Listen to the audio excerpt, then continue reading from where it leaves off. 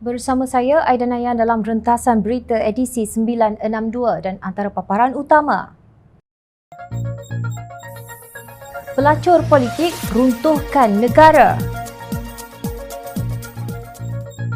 Yang penting tadbir urus baik, bukanlah hujah perkauman. Apakah fungsi lantikan individu bertaraf menteri? UMNO dapat nyawa, tapi siapakah yang akan membayar harganya?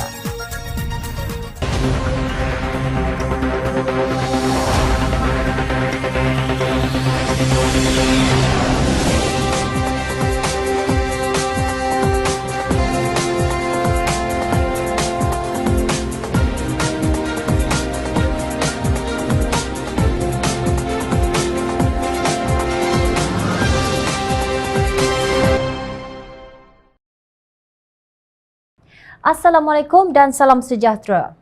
Apakah unsur yang meruntuhkan sesebuah negara? Sudah tentu bukan Datuk Seri Anwar Ibrahim atau DAP yang diratibkan oleh pemimpin parti rasis dan penunggang agama dengan No Anwar, No DAP. Bukan Parti Amanah Negara, Amanah yang digelar pandap oleh Walaun dan Macai kerana kononnya amanah dibiayai oleh DAP.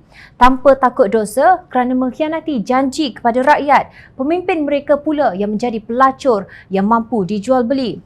Mereka memperbodohkan penyokong yang bertungkus lumus berkempen dalam panas dan hujan.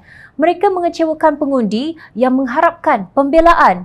Itulah yang disuarakan oleh Timbalan Presiden Amanah Datuk Seri Salahuddin Ayub yang mengingatkan semua pihak supaya wakil-wakil rakyat berhenti dijadikan pelacur yang mampu dijual beli.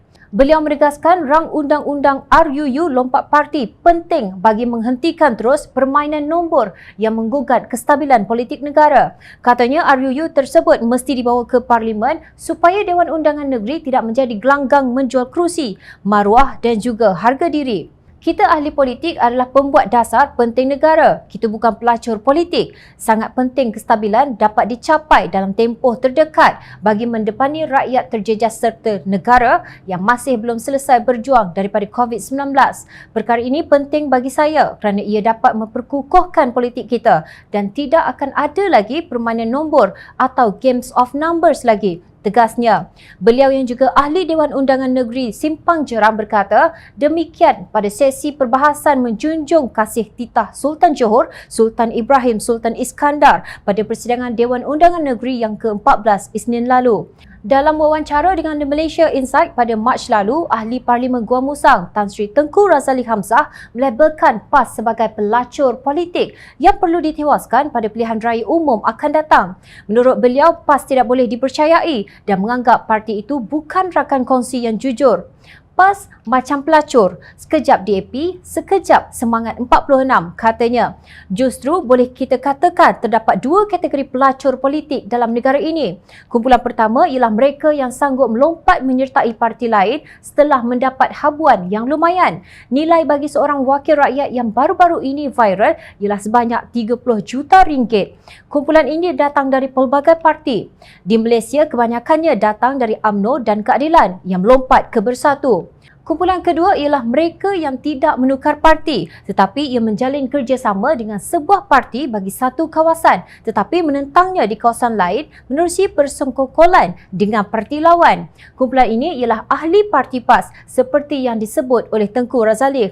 Kegiatan kumpulan pertama boleh ditangani menerusi undang-undang negara. Namun kumpulan kedua sukar ditangani kerana ia dilihat sebagai strategi dalam memenangi pilihan raya. Bagaimanapun kedua-duanya adalah permainan politik yang melibatkan soal moral pemimpin dalam parti yang terbabit.